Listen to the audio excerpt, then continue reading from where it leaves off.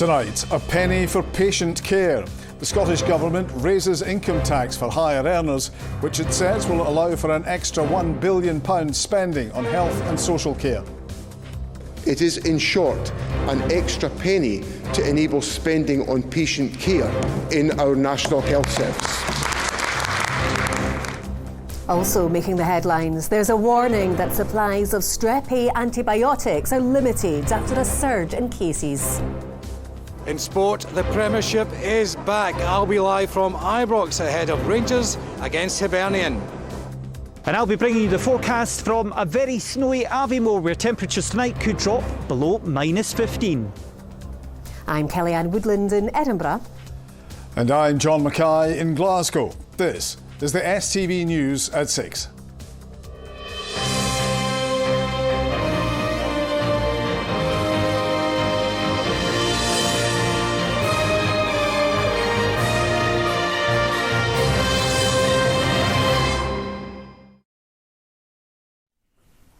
Good evening. Higher earners in Scotland will pay more in income tax next year.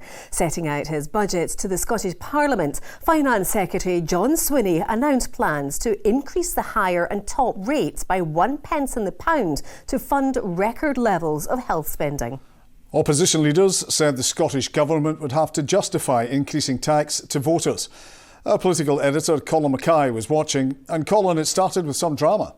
Absolutely. A leak inquiry is now underway after details of those tax rises were published in advance. The presiding officer was absolutely furious. She actually delayed the statement by about half an hour so she could haul the First Minister and the Deputy First Minister over the coals.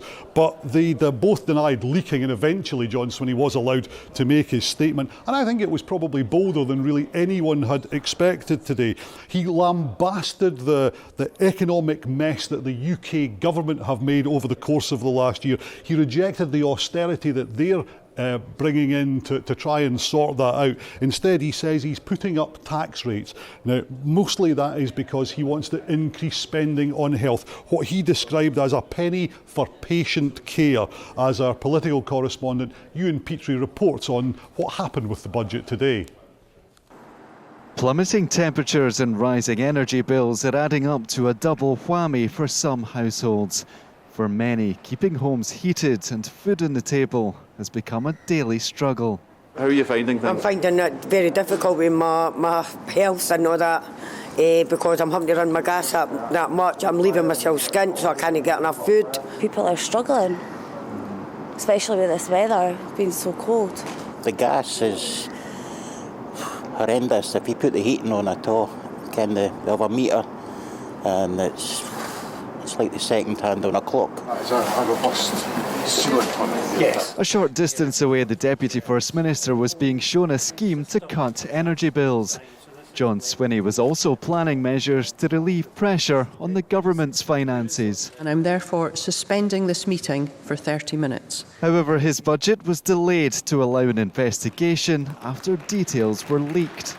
It made for an ill-tempered opening to his statement. No individual was authorised on my behalf to disclose any information. Members. The Deputy First Minister confirmed those on the higher rate of income tax will pay 42 pence in the pound. The top rate will also increase by a penny to 47 pence. And the threshold for the top rate will be lowered from £150,000, in line with the rest of the UK.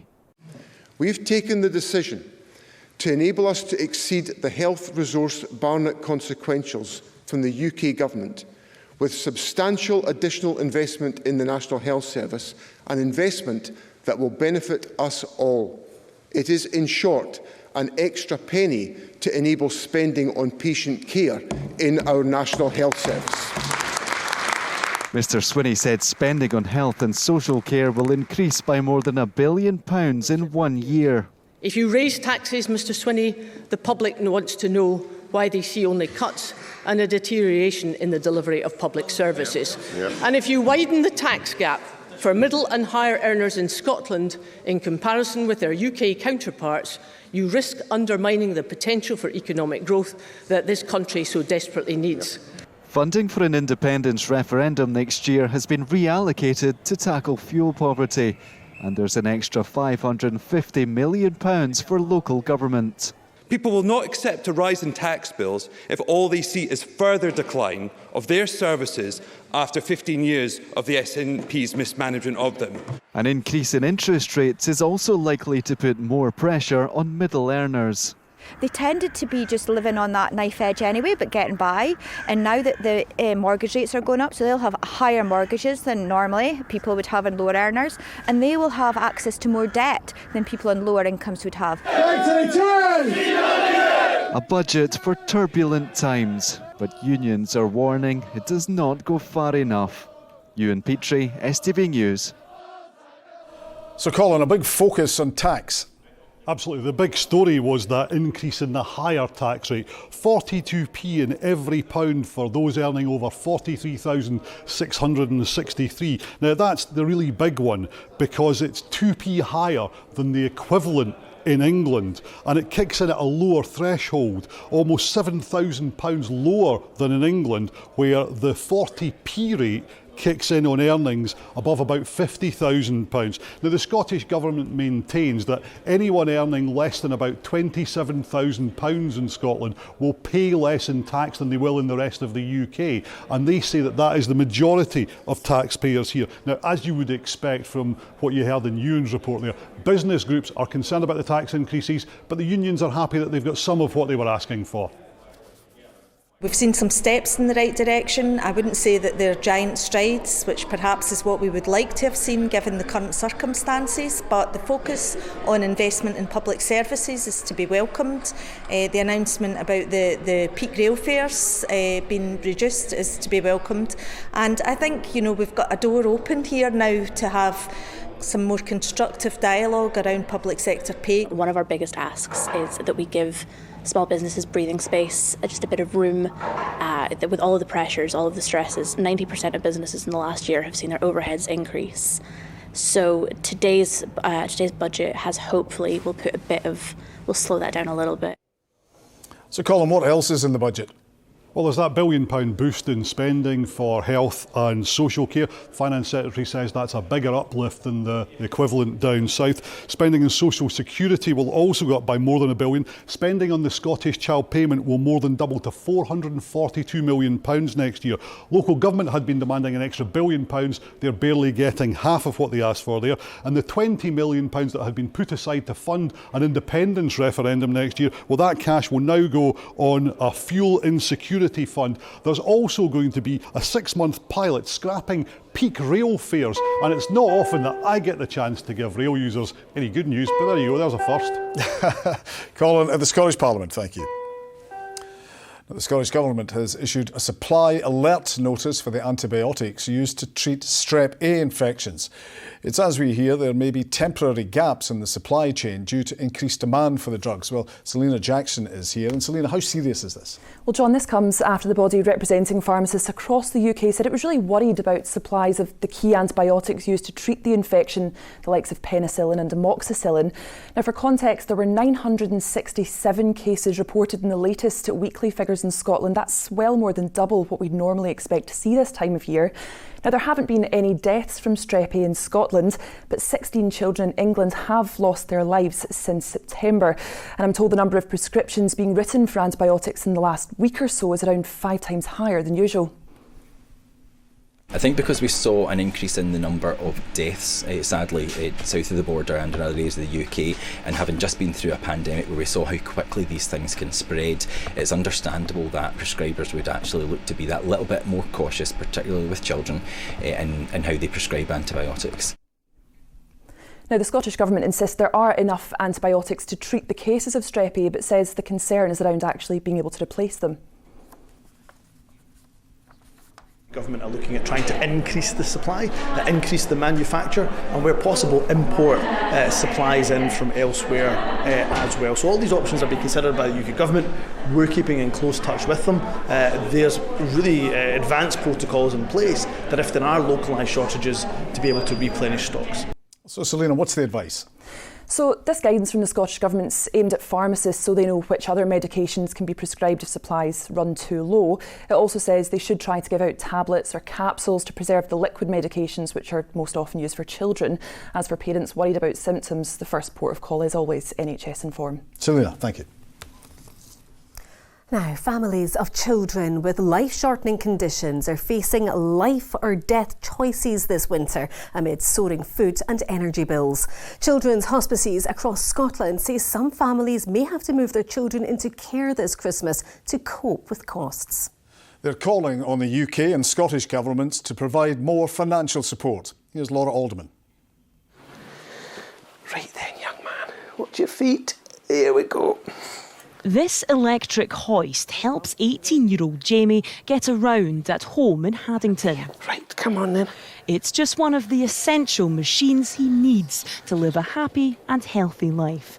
But the cost of running them is soaring. So all this kind of equipment works on, chargers and things like that. So, everything that he uses, his profile in bed. Everything's charged up with the electricity. He's on a feed pump, so that uses electricity. We need that all the time. They're talking about all these power cuts over the winter and things like that. How would you cope?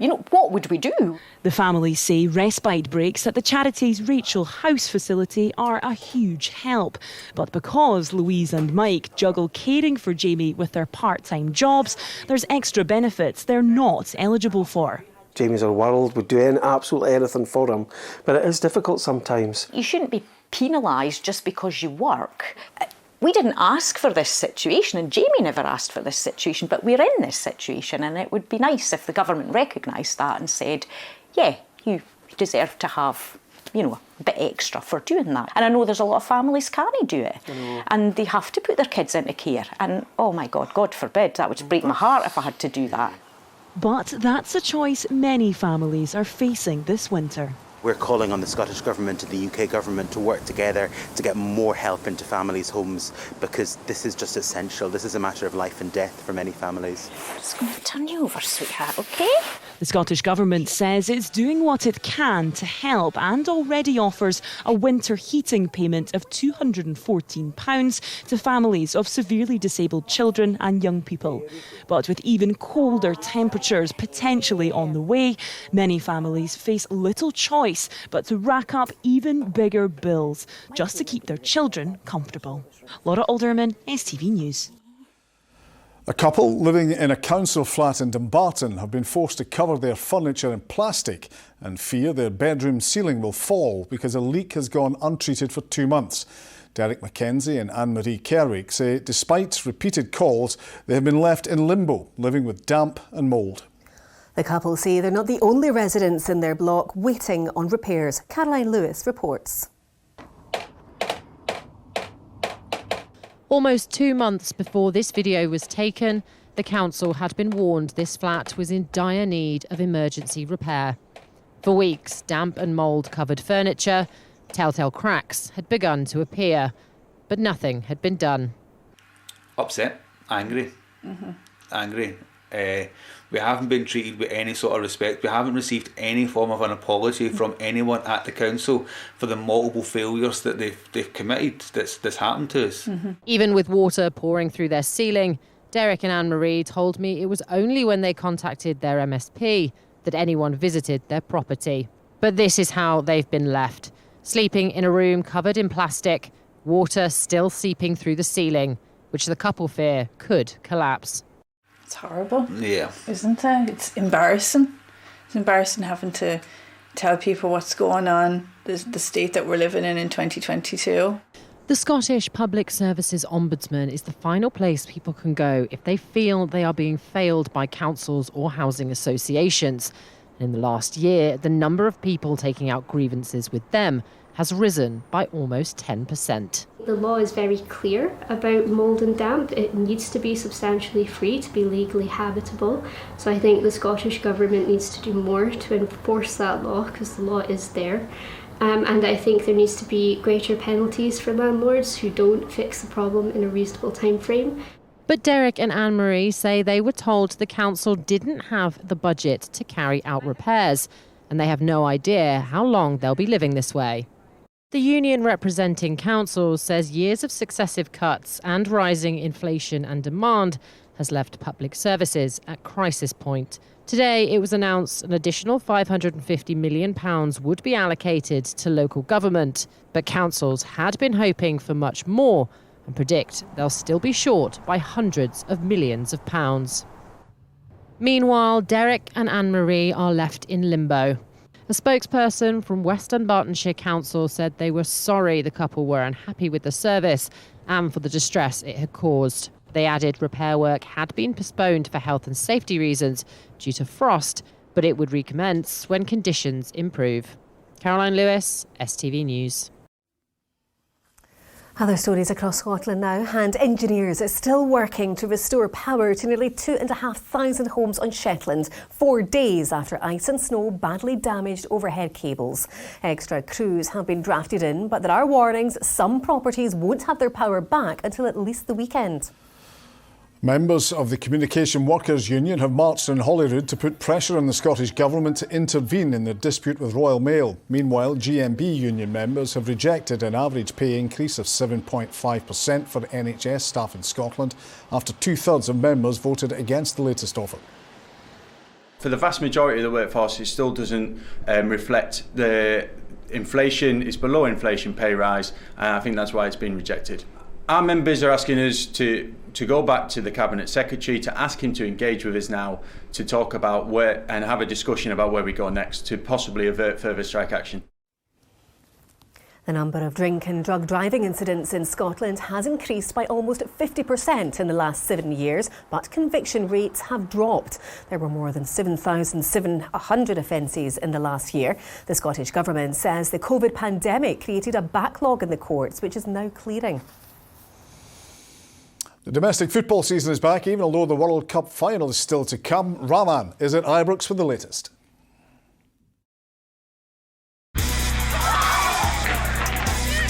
Get your fill of the action. STV Sports, sponsored by Papa John's Pizza. A very good evening from Ibrox. After a near 5-week break, the Scottish Premiership is back as Rangers get set to face Hibernian for what will be Michael Beale's first competitive match as Ibrox boss. Beale says his team are ready and has vowed they'll be on the front foot playing attacking football. He was appointed Rangers manager just over 2 weeks ago.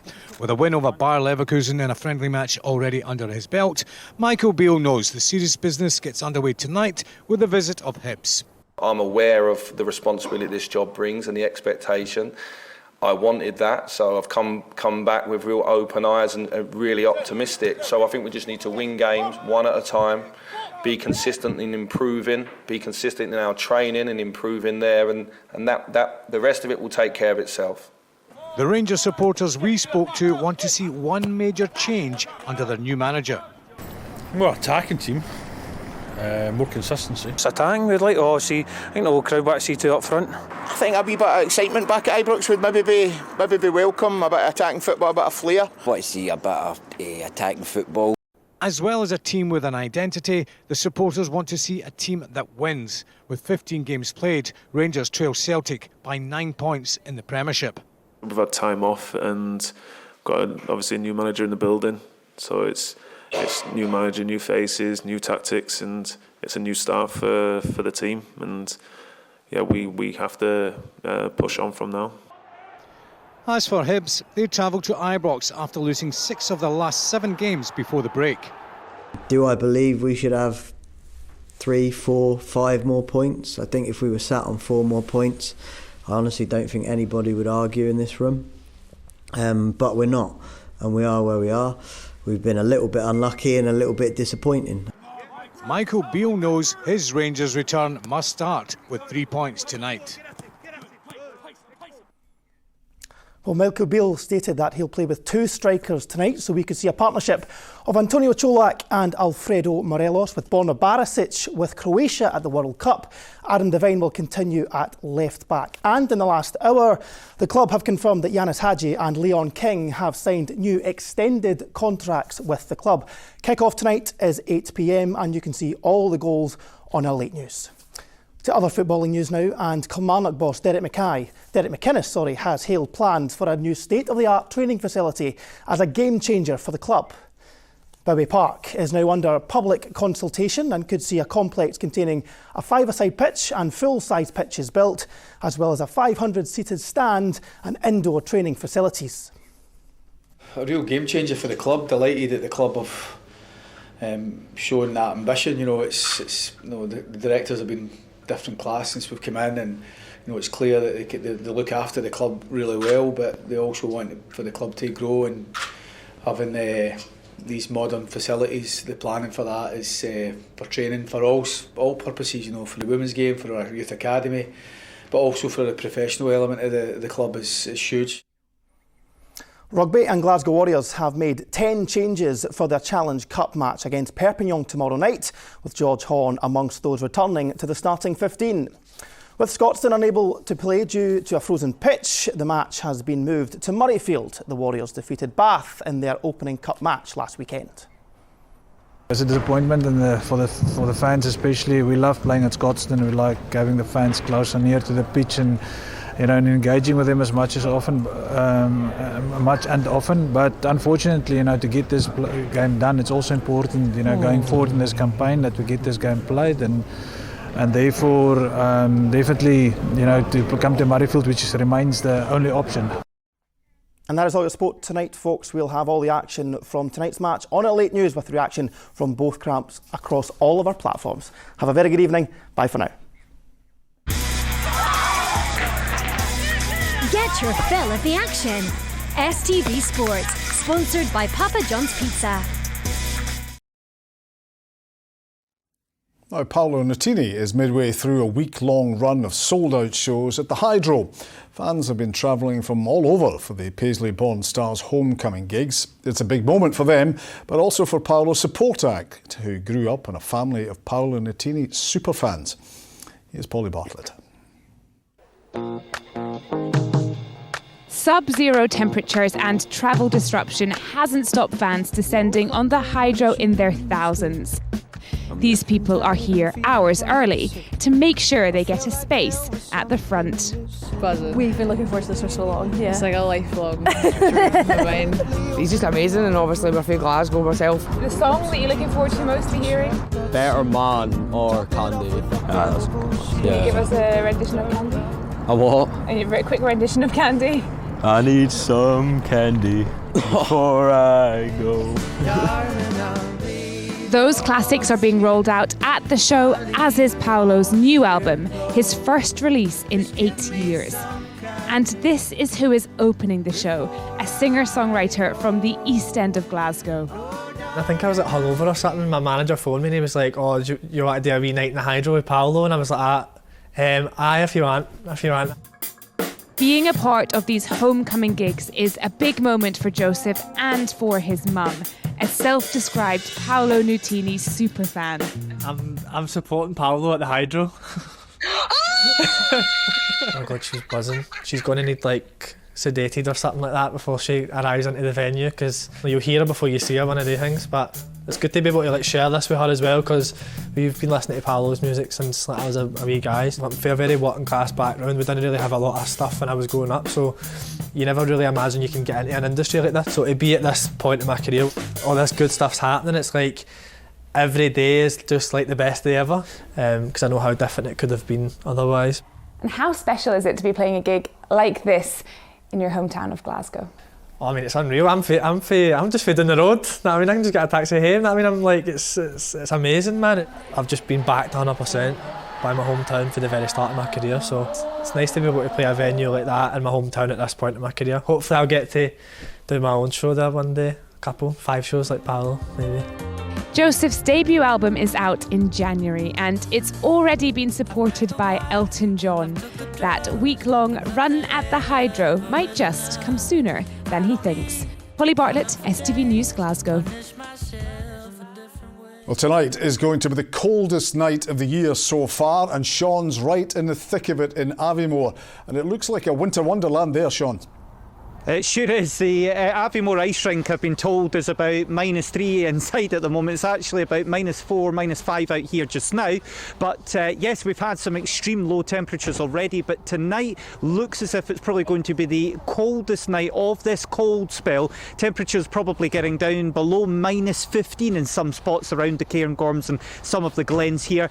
Then our attention turns to snowfall during tomorrow in some parts, but it will be turning a lot milder though as we head through the weekend and into next week. So we're going to see that snow turning to rain, the possibility of some flooding in places at the start of next week.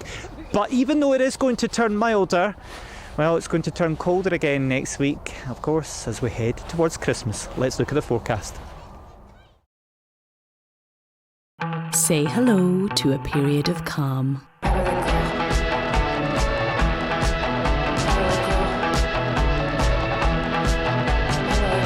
TUI sponsors STV Weather.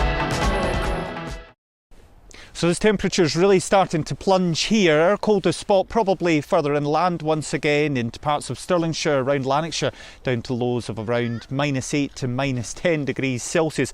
Now we will start to see a bit of a change in the weather though coming in, a mixture of rain, sleet and snow across western parts, mainly rain and sleet at lower levels, but certainly snow on higher ground further inland, mainly across the Highlands and also Argyll. So that means temperatures rise ever so slightly here compared to elsewhere where it will be a lot colder. Now tomorrow morning across the A84, the A85, I'm expecting a very, very wintry start to the day north of the central lowlands. Some very heavy snow for a time, so some horrible driving conditions around. Also in the A82 towards Fort William, especially around the Glencoe ski area. Here very snowy for a time in the morning too. Now through the day we will slowly see that weather front sinking into the likes of Inverclyde and Bartonshire, Glasgow, Renfrewshire and also further south across Stirlingshire. But here it should be a mixture of rain and sleet, although there could be some snow for a time, especially over higher ground. Now with all of that coming in, it means the temperatures won't be quite as low as they've been over the last couple of days, but still chilly nonetheless. Highs around 2 to 4 degrees Celsius. But we start to see a much bigger change coming in the weather as we head through the weekend. On Saturday there'll be some rain and sleet showers around. It's really by the time we get to Sunday though, we'll start to see strong winds developing. There will be a spell of snow for a time, but turning very quickly back to rain for most of us. Added on to the thaw coming down off some of the mountains, that heavy rain could give us some flooding issues in places. So a real change for the weekend before it turns colder once again next week. Bye-bye. TUI sponsors STV Weather.